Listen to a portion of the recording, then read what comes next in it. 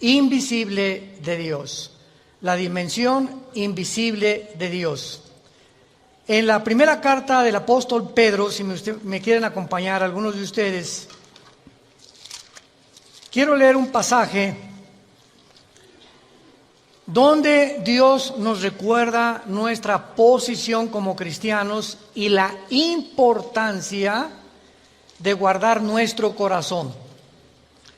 Hace unos momentos que platicábamos mi esposa y yo, estábamos comentando esto, ¿verdad? ¿Cuál es la razón por la cual hay tantos hombres, pues violadores, pederastas, etcétera, etcétera? ¿Cuál es la razón por la cual hay tantas mujeres que desbancan al hombre, quieren, aunque somos iguales, porque como decía mi esposa, delante de Dios no hay hombre, mujer ni griego, sí hay diferencia de roles en el hogar. Dios dejó al hombre como la cabeza para que pudiera guiar a su esposa y a sus hijos, y que la mujer pudiera realmente respetar a su marido, como dice la palabra de Dios. Y al no conocer estos roles y estas responsabilidades, el hombre se vuelve en autoritario, se vuelve en macho y comienza a abusar de su esposa como su esclava, la confunde como una sirvienta nada más, y tú estás aquí nada más, como decían los griegos. Esto no es del siglo XXI. Los griegos decían, la mujer no sirve más que para cuidar a los niños y para la cama. Esa era la filosofía de los griegos. Entonces estamos enfrentando problemas sociales que vuelven otra vez a ser desenterrados por Satanás, porque él es el autor del robo, de la muerte, de la violación y de todo lo que existe, y comenzar a dividir la familia, que ese es su propósito principal. Crear odio del hombre a la mujer, y que la mujer comience a ser envenenada, creyendo que realmente los hombres son los culpables, cuando detrás de todo esto se encuentran poderes de las tinieblas, y lo único que va a proteger a nuestras hijas y a nuestros hijos es la oración de nosotros y nuestro testimonio. Cuando los hijos ven que tu matrimonio no es lo que ellos esperan que sea y quieren tener un matrimonio igual, se decepcionan los hijos. Cuando el papá no ama a la esposa y los hijos ven que la esposa no ama al esposo, se dan cuenta que tu matrimonio es una farsa y que tu cristianismo no funciona. Y los hijos crecen inseguros y comienzan a ser abusados, ¿verdad? Por la falta de protección de la oración de los padres. Dice la Biblia que cuando los padres oramos por nuestros hijos, la oración es lo único que los protege y que los cubre con la sangre de Cristo. Y cuando olvidamos que eso es lo más importante, como decía mi esposa, adoctrinarlos, enseñarles la Biblia, mostrarles cómo pueden defenderse espiritualmente. Un muchacho que ora en la mañana, Padre, en el nombre de Jesús, soy tu hija, soy tu hijo, y me librarás del lazo del cazador, de la peste destructora. Tú cuidarás mi vida, cuídame en el camino, cuídame en el camión de hombres perversos, etcétera, etcétera. Dios contesta la oración. Eso es lo que tenemos que enseñarles a nuestros hijos, saber cómo orar y cómo usar las armas espirituales para poder deshacer los instrumentos de Satanás. En 1 Pedro capítulo 1, dice el versículo 13 en adelante, y quiero que esto sea la base de esta conferencia, de esta serie, la dimensión invisible de Dios. Por tanto, ceñid los lomos de vuestro entendimiento. Voy a ir despacito. Esta frase, ceñid los lomos, se encuentra continuamente en el original griego, y es una frase que en español como que, ¿qué significa ceñid los lomos? Entonces, esto significa que determinemos ya, que apretemos como apretamos el cinturón para sostener nuestros pantalones, que ya determinemos en nuestra mente entender la santidad. Entender la santidad. Es lo que significa ceñid vuestros lomos. Ya, por favor, aprieten su mente, firme tus convicciones, sean sobrios y esperen por completo en la gracia que se os traerá cuando Cristo sea manifestado. Esto es importante. No van a acabar las violaciones, no van a acabar la prostitución, no va a acabar la pobreza, no van a acabar las depravaciones sexuales, no van a acabar las guerras. Dios no nos envió a este mundo a cambiar completamente la sociedad, sino a detener el flujo y la fuerza de la maldad. Por eso se nos llama la sal de la tierra. Pero no vamos a acabar nosotros con la maldad. Hasta que Cristo regrese, Él va a acabar con la maldad. Mientras estemos en este mundo, vamos a enfrentar maldad. Y la maldad, dice Mateo 24:12, va a aumentar, por lo cual el amor se va a enfriar. ¿Saben qué es lo que se enfría? El amor por las almas. Ya los cristianos no van a tener amor por las almas, ni les van a querer hablar a nadie de Cristo, cuando es el Evangelio el instrumento que Dios nos ha dado para cambiar realmente la sociedad, porque hasta que los hombres que nos escuchan ahorita no entiendan que Cristo pagó por ellos en la cruz y no inviten a Cristo como su Salvador, un hombre ni una mujer van a cambiar. Lo único que cambia es el nuevo nacimiento. Y fuera de eso, perverso es el corazón y engañoso más que todas las cosas. Hay un animal con el cual nacimos, que la Biblia le llama pecado, y que ahí está, los cristianos nos damos cuenta cada día que pasa y crecemos en Cristo más y más, que cuando ese animal que traemos de nosotros, aún los cristianos lo seguimos trayendo. Por ejemplo, tú tómate 2 o 3 copas de más, o trata de usar alguna droga, le abres la jaula al animal. Y te das cuenta, con 2 o 3 copas, o con una droga, que ya no haces, ni piensas, ni hablas como una persona normal. Y vas a hacer cosas que nunca harías en tus 5 sentidos.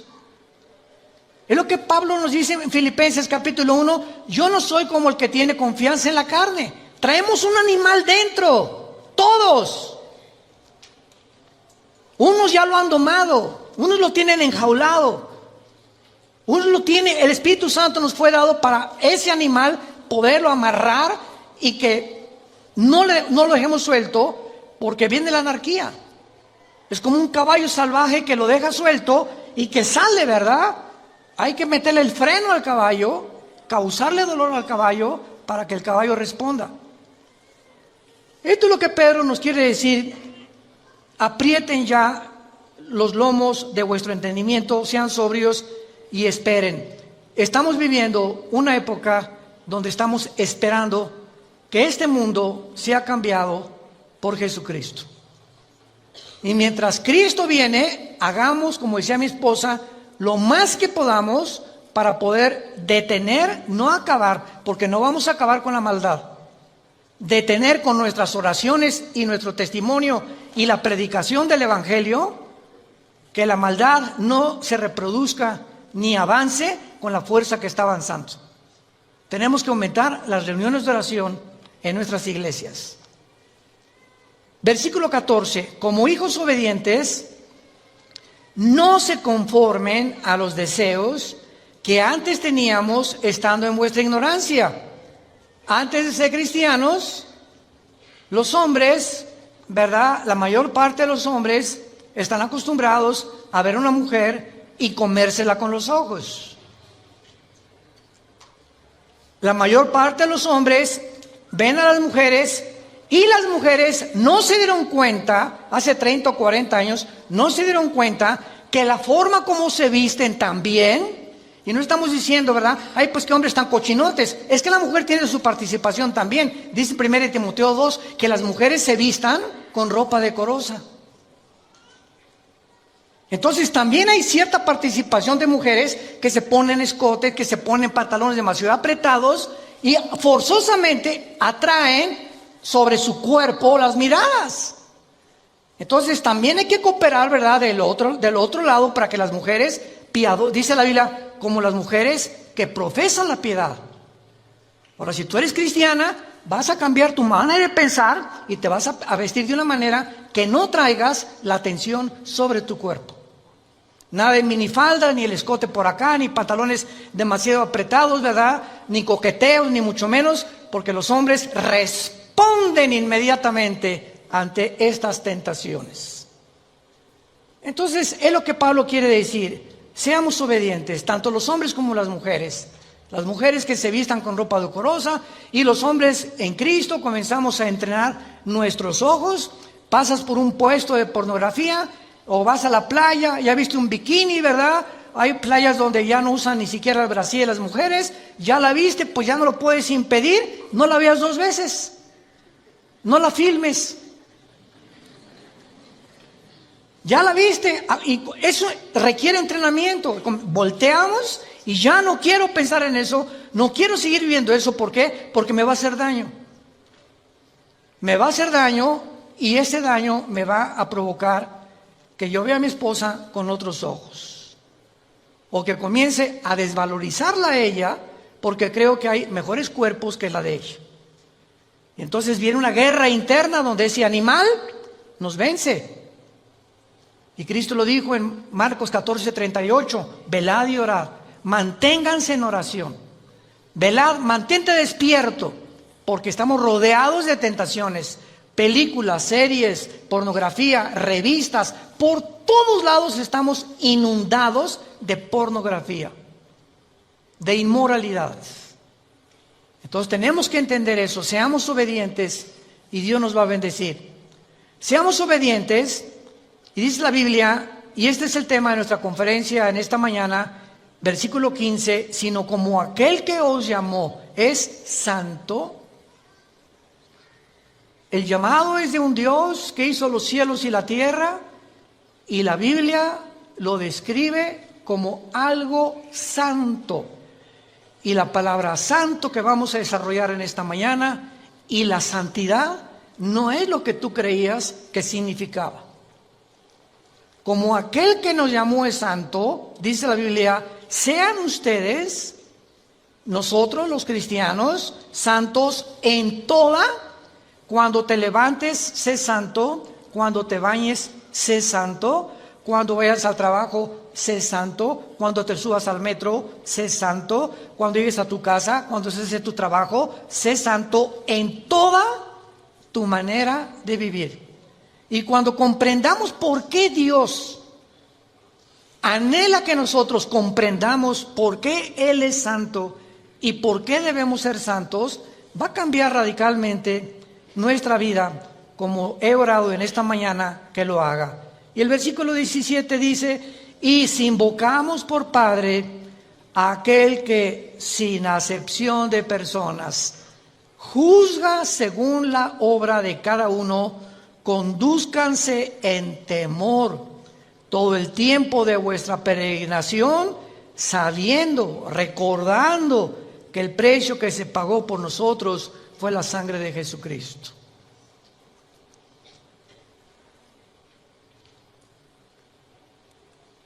Una de las doctrinas más importantes de la Biblia es el temor de Dios. Me costó a mí mucho trabajo comprenderlo hace muchos años. Proverbios 1:8, el principio de la sabiduría es el temor de Dios. Capítulo 2 de Proverbios, hijo mío, guarda mis mandamientos, atesóralos en tu corazón, búscalos más que el oro y que la plata, porque entonces entenderás el temor de Dios. Entonces vemos que esa frase, el temor de Dios, comenzamos a pensar que Dios nos manda que tengamos miedo de Él, ¿no es verdad? Porque cuando dice el temor de Dios es el principio para que comencemos a tener decisiones sabias en la vida, tenemos que entender el temor de Dios relacionado con la santidad. Entonces, hay dos frases diferentes porque en el hebreo y en el griego, en el original, son diferentes. Una cosa es tenerle miedo a Dios y otra cosa es tener el temor de Dios. Síganme con mucho cuidado. Las personas que le tienen miedo a Dios se alejan de Él porque tienen miedo de Dios. Y las personas que tienen temor de Dios se acercan a Él porque conocen su carácter y saben que no pueden andarse ni salirse con la suya, y que Dios nos ve desde que nos levantamos hasta que nos acostamos, lo que pensamos, qué hacemos, qué meditamos, qué libros leemos. Él tiene un monitoreo de nosotros, de los billones de personas que habitamos ahorita el planeta, que somos como 7.500 millones de habitantes. A cada persona Dios la tiene monitoreada, y vas en el metro y sabe lo que va pensando Chencho, lo que va pensando Chabelita en el metro de Suecia, lo que está pensando en Inglaterra. Es impresionante y no nos sorprenda. Ahorita la computadora más grande del mundo, que la tienen los chinos, hace millones de cálculos en un segundo. Ahorita en China tú llegas y en las estaciones de los trenes y en las estaciones de los autobuses hay cámaras que comienzan a detectar las caras de los miles de chinos. Para mí que todos son iguales. Y pensarán lo mismo de nosotros, ¿verdad? Y de cada uno, y cada vez, y entonces juntan los miles que tienen, lo meten a la computadora, inmediatamente saben quiénes están siendo buscados por la ley, quiénes son delincuentes, o a quienes se pasaron los altos 3 o 4 veces. Es increíble lo que nosotros con la tecnología hemos hecho. Ahora imaginémonos a Dios. No nos sorprenda el control, el monitoreo tan perfecto que tiene Dios de cada uno de nuestros pensamientos. Hace algún tiempo estábamos enseñando nosotros la doctrina del temor de Dios. Y esta es la mejor ilustración que les puedo dar. Cuando nuestros hijos eran chicos, mi esposo y yo le decíamos a los niños: pórtense bien, vamos a ir a cenar con unas personas, y cuando regresemos no queremos tener chisme, ni que se pelearon, ni mucho menos. Y muchas veces regresábamos, mi esposa y yo, y encontrábamos cojines desplumados, o etcétera, etcétera, porque cuando nos íbamos, pero nada más estaban esperando que arrancara el carro para gritar: ¡viva Zapata! Libres por fin. Cuando regresamos, hicimos algo. Vamos a poner cámaras de televisión en el baño, en la sala, en la cocina y en el jardín. Cuando nosotros regresamos, parecían San Clotilde y San Carmelita, nuestros hijos. ¿Qué fue lo que originó su cambio de conducta? El sentirse vigilados. Cuando sabes que te están vigilando, no harías las cosas que haces cuando ni siquiera sabes que estás vigilando. Y muchos de ustedes hacen las cosas que hacen porque creen que Dios no los ve. Si tú supieras en tu corazón realmente que Dios te ve, no harías las cosas que haces escondidas. Pero las haces porque ya perdiste el temor de Dios. Ese es el temor de Dios, si lo quieres apuntar. La conciencia que Dios nos observa las 24 horas. Y como sé que Dios me está viendo, yo voy a caminar delante de Él lo mejor que yo pueda, porque sé que no lo puedo engañar y que todo lo que siembre lo voy a recoger. Ahora, muy bien, este concepto del temor de Dios y de la santidad de Dios, desgraciadamente la religión popular comenzó a promulgar que la Iglesia, me refiero al Vaticano desde luego, tenía o se podía adjudicar el derecho de hacer santas a las personas. Y entonces, a través de muchos siglos, se moría una persona.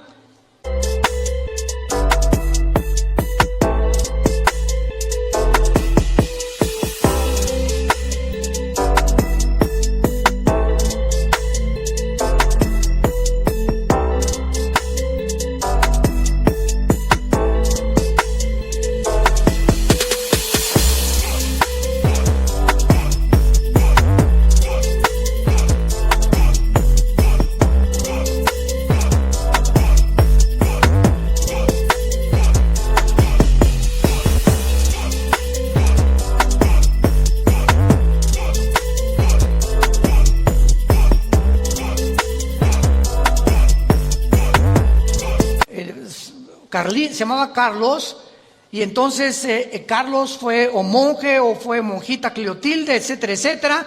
Y se investigaba que hiciera milagros, entre comillas, quién sabe si son o no son.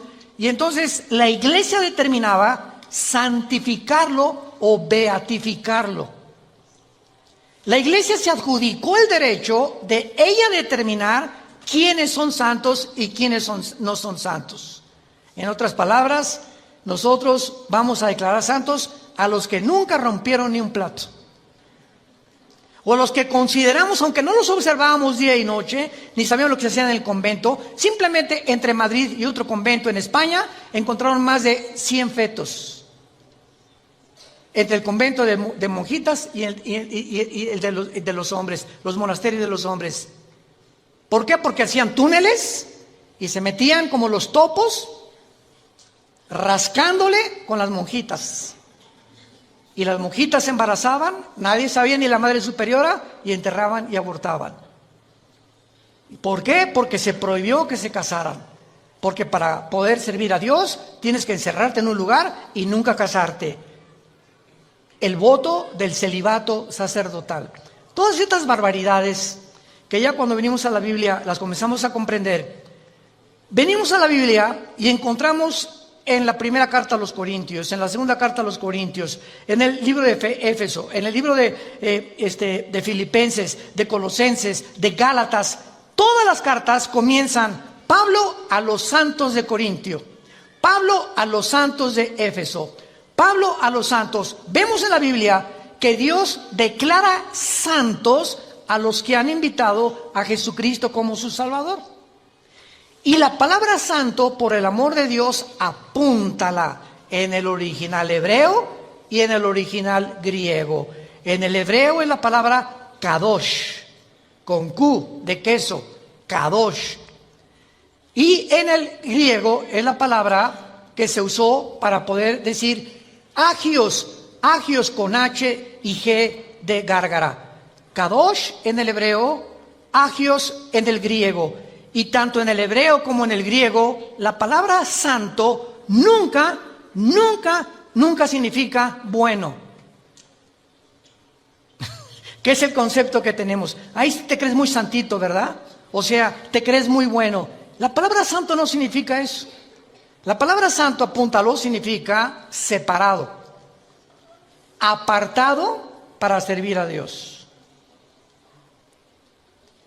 Cuando Dios nos dice, sean santos porque yo soy santo, tenía Dios que enseñarlo desde el principio con el pueblo de Israel. Dios agarró al pueblo de Israel y se lo trajo a un monte que se llama el Sinaí. Ahí en el monte Sinaí le dijo a Moisés, sube tú nada más allá arriba a la punta conmigo. Después subió Josué y al pueblo le dijo Dios que se queden a la mitad, porque el que se acerque a la montaña muere. Y comienza Dios a asociar la santidad con la muerte.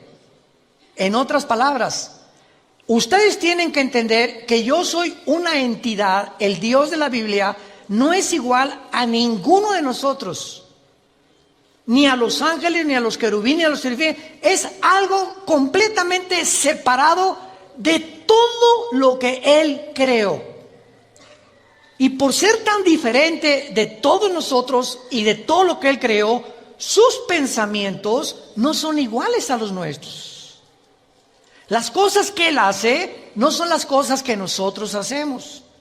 Son un abismo de diferencia entre las dos, entre la santidad de Dios y el pueblo que somos nosotros. Entonces, cuando suben al monte Sinaí, Dios comienza a enseñarles que las personas que se acerquen a Él tenían primero que purificarse, tenían que limpiarse, porque cuando se acercaran a Dios, Él no era igual que nosotros. Dios tenía que hacernos entender que somos pecadores, que tenemos maldad, que tenemos un animal dentro, y que antes de que yo me acerque a Dios, necesito decirle, Señor, 1 Juan 1, 8 y 9, si confesamos nuestros pecados, Él es fiel y Él es justo para limpiarnos de toda maldad. no nos atrevamos a acercarnos a orar o a pedirle a Dios dar un mejor trabajo. Hermano, por favor, ayúdeme porque mi esposo es una bestia, y etcétera, etcétera. Hermana, ¿y usted cómo está? ¿Usted vive en santidad? ¿Usted está cerca de Dios? Porque usted me viene a decir que su esposo es esto y el otro, pero me...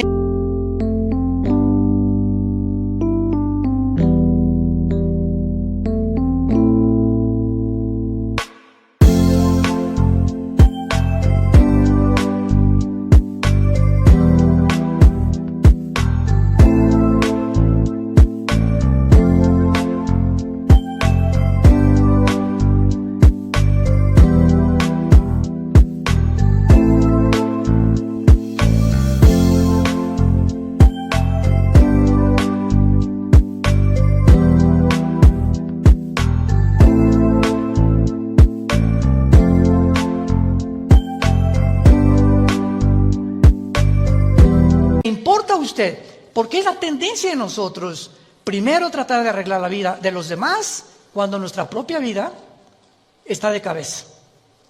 Entonces así no vas a poder cambiar a tu esposo ni tu esposa a tu esposa. Tenemos que comenzar a cambiar nosotros para poder efectuar un cambio con la persona que vive a nuestro lado. Muy bien, veamos este concepto entonces de la santidad poco a poco, porque ¿de qué manera es Dios diferente a nosotros? La respuesta es en todos los aspectos. Y como Él es tan diferente a nosotros, y nosotros somos pobres cucarachas, caracoles, con un cerebro de hormiga, comparado con la majestuosidad, la sabiduría, el poder de los pensamientos de Dios, estamos aquí como caracolitas. ¿Y por qué Dios permite los tsunamis? ¿Por qué permitió Dios las enfermedades? Él es bueno, ¿verdad? Pues si Dios es bueno y misericordioso, no hubiera permitido que un tsunami ahogara a 50 niños. Y no hubiera permitido que a esa niña la violaran. Y no hubiera permitido que a mi esposo lo mataran atropellado o lo asesinaran. Y comenzamos nosotros a fabricarnos un Dios de acuerdo a lo que nosotros creemos que debería de ser y no el Dios de la Biblia. Vean la grande equivocación que tenemos cuando comenzamos a caminar con Dios. Él no piensa igual que nosotros. Y detrás de muchas cosas que suceden en el mundo, se encuentran escondidos secretos que Dios se los revela a los que caminan con Jesús de la mano todos los días. Porque el precio que tienes que pagar para caminar con Dios es la humildad y la santidad. El Espíritu Santo. ¿Por qué se llama Santo el Espíritu de Dios? Porque me dice el Espíritu Santo: Armando, agárrate de la mano. ¿Quieres caminar conmigo? Sí. Si caminas en santidad, te voy a guiar, te voy a fortalecer, te voy a decir lo que tienes que hacer, te voy a dar consejos, te voy a decir cómo, etcétera, etcétera. Pero si tú pecas, me sueltas de la mano, porque soy hipersensible como las palomitas. Así es el Espíritu Santo. Y no puedo caminar contigo porque dos no pueden caminar de acuerdo si no estuvieran juntos. Para caminar con alguien tienes que estar de acuerdo con la persona que caminas. Y si quiero que el Espíritu Santo me guíe, me fortalezca y me enseñe, tengo que entender la santidad, porque Él es santo, santo, santo.